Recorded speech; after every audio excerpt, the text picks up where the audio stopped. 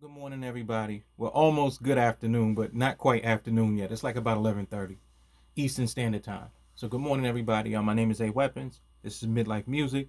Shout out to the Almighty LDBC. Go to ldbcsports.com, register, make a profile, interact with the brothers and sisters of the LDBC.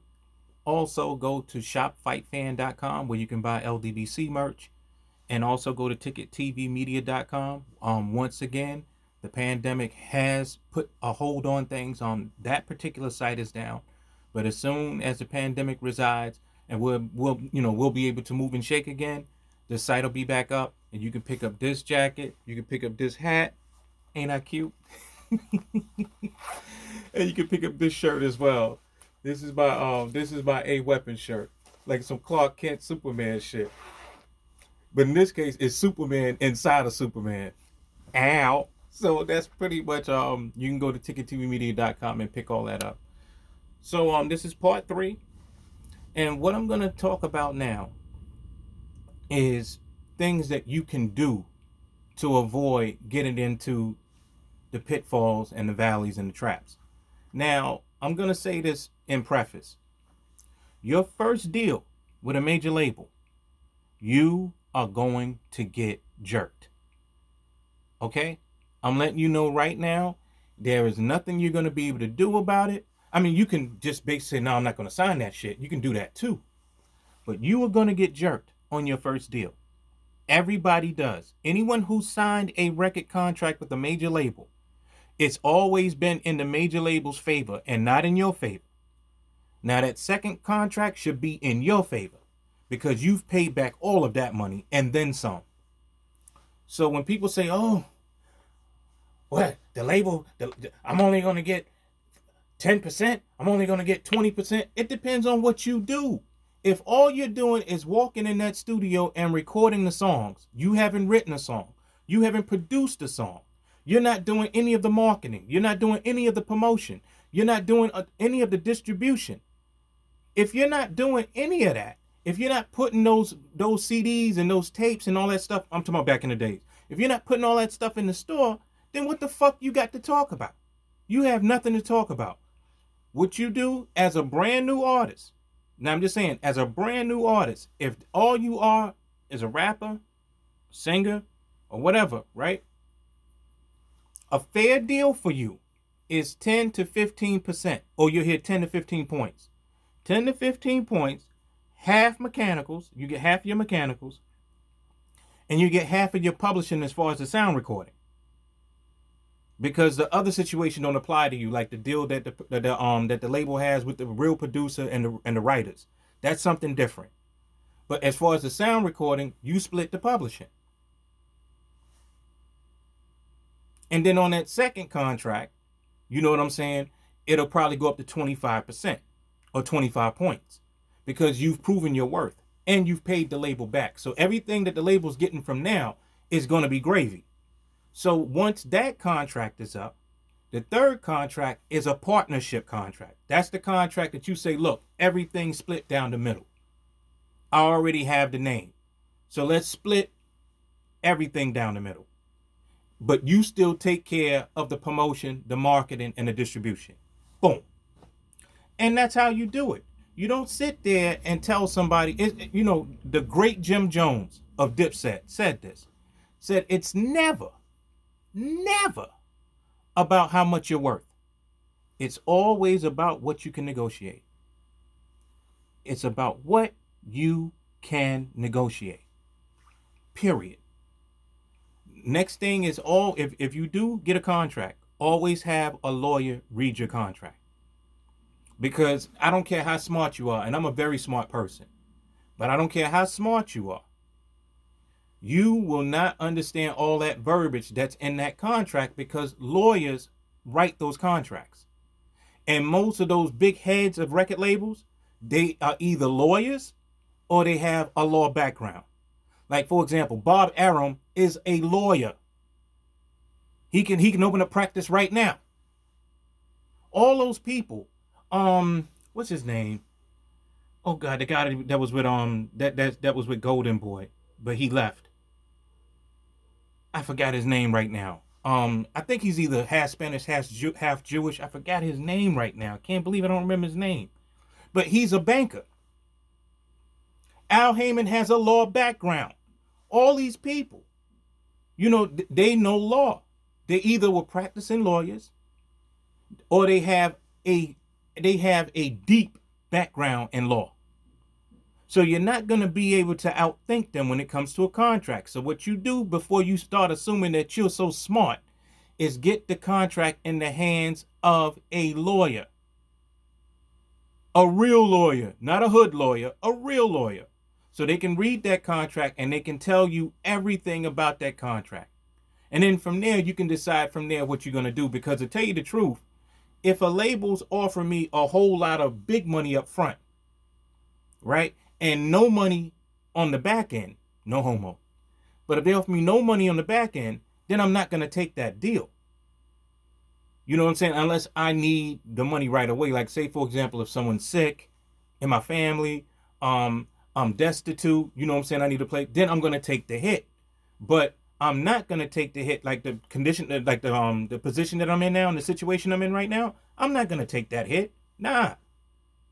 You know what I'm saying? If it's something that benefits the company a lot more than you don't take that deal. Now, if something benefits the company a little bit and it benefits you a little bit, you can take that deal. Because once that contract is up, you can renegotiate things on your terms at that point. It's like 50 Cent had said in his book. Said, I'm selling 22 million copies. And what a person sell 22 million copies can do? Anything they fucking want to do. And that's pretty much the story. So, always have a lawyer look over your contracts. That's first of all. I mean, you can always have somebody who has, like, because I know what a good and bad contract looks like, but I would take it to a lawyer. Because there's a lot of verbiage in the contracts that the average person walking around will not understand. And I'm not going to sit up here and tell you that I'm an Einstein. You know what I'm saying? I'm close. I'm close to an Einstein, but I'm no Einstein. So I'm going to have a lawyer look over it. Because it may be something I missed. Or something I don't understand.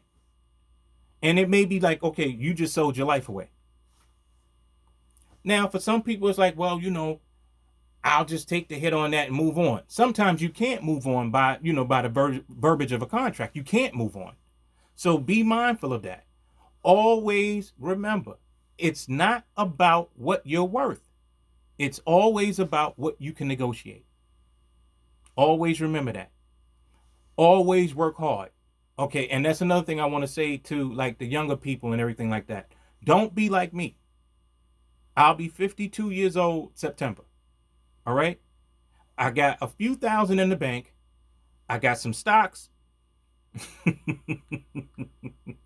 And I got some money in the 401k, right? But nothing to talk about. And that's because when I was younger, I did a lot of stupid ass shit. So what you have to start doing right now is planning your future. Okay, it's very important to plan your future. Because one thing about with this pandemic going on and everything happening right now, you don't know what the fuck is going to happen. So you're going to have to find more than one way to bring in income, first of all.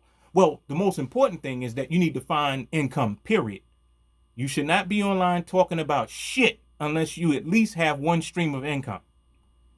And then once you get that done, then you bring in your second stream. And the second stream of income is the money that you hope to make that will, potentially be, if not more lucrative as what you're doing now, or your first means of income. So you always have to think about those things. You know what I'm saying? Me and Ticket got together, got all this stuff done, and we have more stuff in store for you. We have a big surprise for you. And also, I'm also working on a campaign to try to see if I can get a collaboration with Pony Sneakers, the old iconic brand Pony. So these are all things that I'm doing because in the music industry, now, because I was talking about from the past up to now, but now, unless you are linked with a major corporation, there is no money in music. None. Not one dime. And then the money that you can make, it's really no money. more or less what you're talking about, possibly. Okay, we'll just say you get the streams that you want and all that other stuff. Because Nipsey Hussle was showing joints from different stores, and God bless it, dead to Nipsey. From Spotify and all these other places, there were some sites that was giving him $400 a month. That's no money. Because even with $10,000 a month, $20,000 a month, $4,000 a month, $5,000 a month, if you have a certain lifestyle, that money doesn't mean shit. Now, yes, if I can get $10,000 a month, if I can get $20,000 a month, and have no notoriety, and I'm chilling in my house, I'm good. I'm good. But if you're R. Kelly, if you were Michael Jackson, if you were Jay-Z, that barely covers your phone bill. That barely covers your telephone bill. Your bill. Like, say, for example, with Jay-Z, Beyonce, his children. No, that covers Jay-Z's bill every month.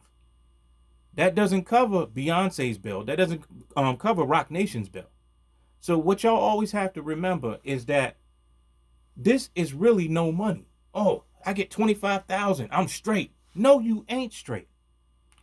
And this is something that I argue with Ticket a lot about, because it's like, okay, well, we can just get this money right here. I'm like, Ticket, that's no money.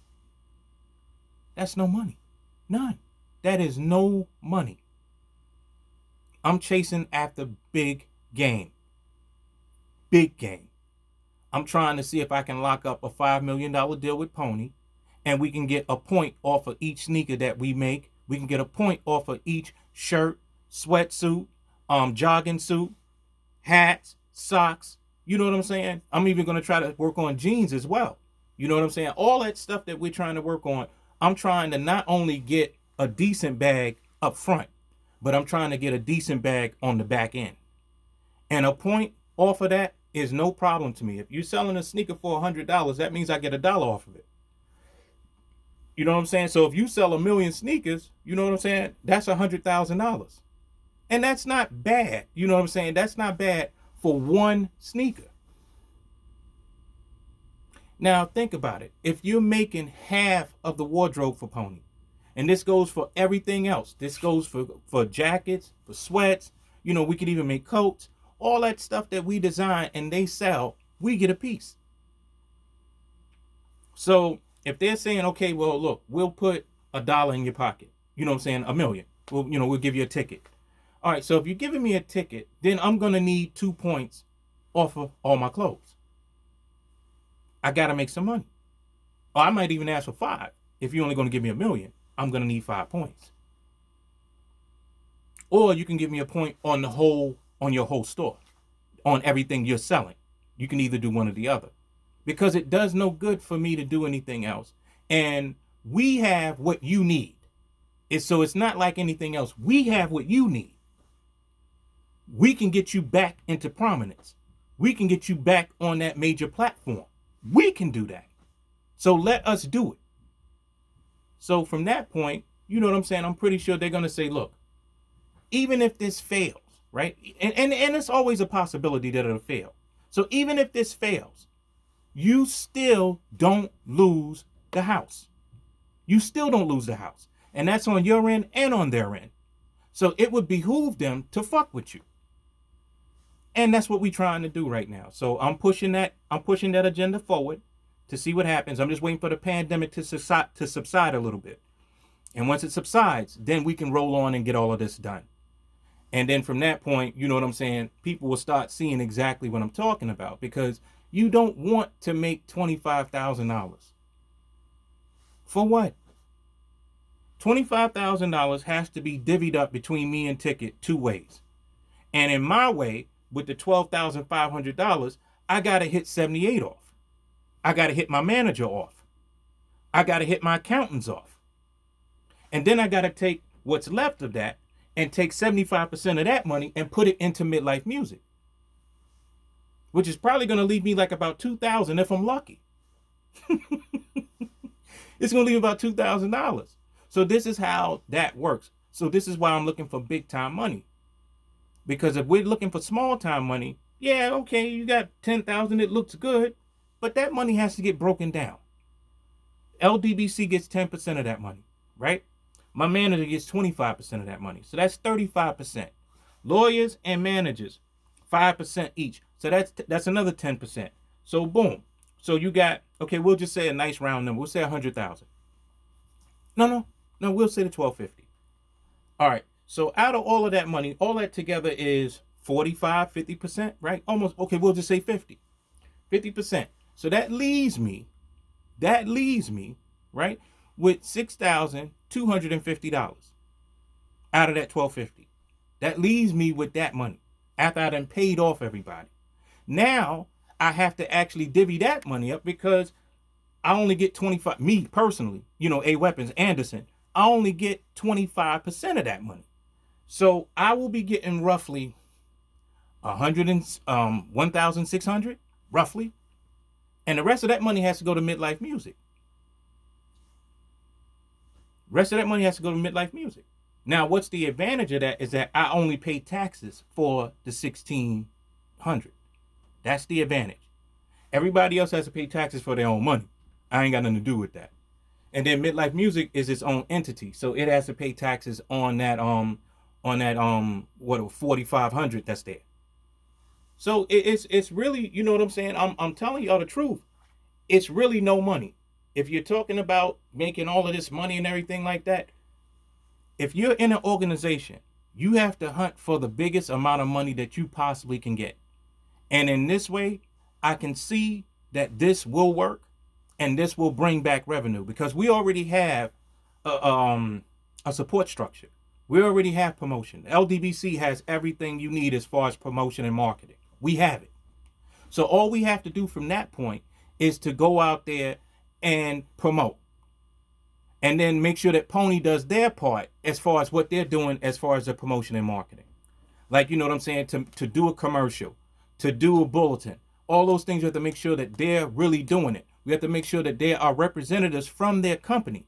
Because I really don't want to do that part of it. Now, if they pay me enough, I'll do it. But you know what I'm saying? You need people from that department to go to the communities of these WNBA teams, of these Division II college basketball teams, Division III college basketball teams. Some of these boxers that are up and coming. You know what I'm saying? Some of these NBA players who don't have a shoe deal. You have to have a team that's going to go there and see what the community needs, see what those players need, see what that division needs, see what that conference needs. And then from that point, when they see your presence there, you know what I'm saying, the WNBA teams were shutting down, like a team shuts down like every 2 or 3 years or 4 years. So what we need to do is make sure that the WNBA is good as far as their uniforms. You know what I'm saying? And as far as giving support in the communities that they play in. So if we make sure that all these things happen, Pony will get a big name for itself. It will rise back to prominence. We can get all these athletes and everything to deal, which we get a piece of because we made all of that possible. So if the LDBC can get a piece of that deal, we sweet. We live in sweet. You know what I'm saying? And yes, I'm going to get some money. But this is bigger than me. You know what I'm saying? I'm going to get some money. You know what I'm saying? Because I'm the person that brought the deal to the table. So I'm going to get some money. But it's an LDBC thing. And that's what this is about. This is community. And so with that, in that spirit, in that kind spirit, I better stop talking so much shit. All right, but in that spirit, I'm asking a donation of $5 from everybody. You know what I'm saying? I have a Cash App. My Cash App is $AWeapons357. So draw a S with 2 lines in the middle. $AWeapons357. My PayPal is paypal.me/AWeapons. So one more time, paypal.me/AWeapons. Cash App, $AWeapons357. So I hope that you've learned about the record industry and how it basically runs. Now there's another situation that I'll talk about at another time, which is called the 360 deal. And this is something that people get misconstrued because they'll say, well, I can't have labels eating off of everything. But if they're doing everything, why can't they eat? So now we have to be right now. We have to be fair. Because if a record label is doing what they're supposed to do, they're promoting you. They're giving you shows. They're doing tours. They're promoting your records. They're marketing your records correctly. Why the fuck they can't eat? Now we have to look at it that way too. We have to be fair. We cannot sit up here and be unfair about this at all. We have to be fair. If a label is doing what they're supposed to do, God damn it, you make sure that they eat. Now that's only right. It's only right. You don't sit up there and tell them, well, oh, they taking all my money. No, they ain't taking all your money because you're not doing any of the work. Only thing you're doing is going to the studio, record, and you singing or performing or whatever you do, as far as like your artistry. That's all you're doing. If the record label's taking care of all of the rest of that stuff, then they're supposed to get paid. You know what I'm saying? Now, I'm not saying that they're supposed to take 95%. No. But they're supposed to take at least 75 if they're doing all the work. If they're doing all the work and they have a whole team that's pushing you and you're successful, then that record label deserves 75% of any of your record sales. And they deserve 25% of anything else you do. If you decide to do a chapstick commercial, they're supposed to get 25% of that. Word up. Now, any sound recording, record sales, streams, or anything like that, they get 75% because they're doing their job. But now, what falls from it, then they should get 25%. And I have no problem with that. But I'll go into detail about what happened with 360 deal, how it happened, who gave birth to it. Shout out to Puffy and shout out to Leo Cohen. They started the 360 situation. But I'll go into that video at another time. This will just be a 3-part series about the pitfalls and the valleys of the record industry. My name is A Weapons. Shout out to the entire LDBC ticket. I see you out there playing your little basketball thing. Do your thing, bro. When you get back, just give me a call so we can discuss, so we can kind of chop up, about business and stuff. So you'll know what you're talking about when you say this. My name is A Weapons. Mid-Lyfe Music. Peace.